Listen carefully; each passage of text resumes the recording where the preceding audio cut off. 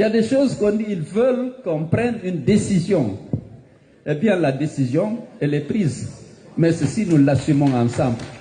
Il faut faire partir la junte, il faut faire partir Doumbouya et son groupe. Sinon, la démocratie est enterrée en Guinée.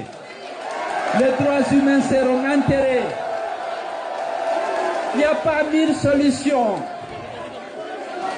Il nous a trahis, il a trahi le peuple de Guinée.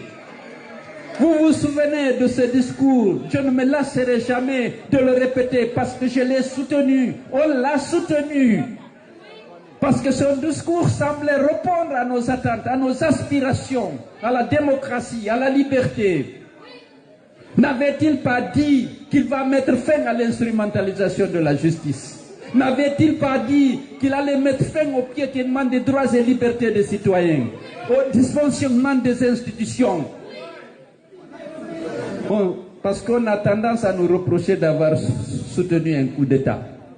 Mais le discours qui a été décliné à l'occasion de la prise du pouvoir, dans la charte de la transition, c'était nos attentes et nos aspirations. Ce serait malhonnête de ne pas le reconnaître parce que nous ne sommes pas faits pour être dans l'opposition. Nous voulions faire la politique de manière plus civilisée, par le débat, par la confrontation de nos idées avec celles de nos adversaires.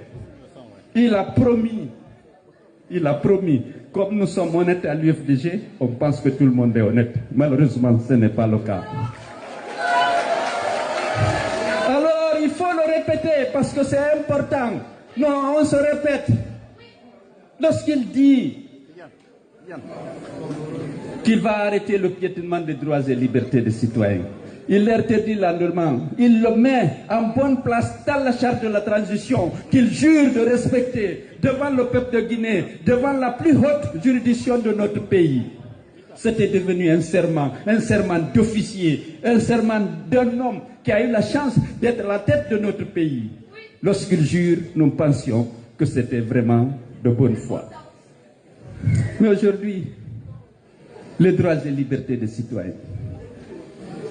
Où sont Fonike Mangé, Biloba, Marwan Kamara, Sadou Nimaga? On ne peut pas ne pas le rappeler, parce que c'est un devoir de parler d'eux, de condamner les actes, l'injustice, la disparition dont ils ont été victimes. Sinon, on aura trahi le devoir si on ne parle pas d'eux.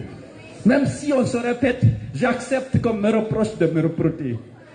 Mais c'est des gens victimes de leurs convictions. On doit leur rendre hommage. Nul ne sait aujourd'hui s'ils sont vivants.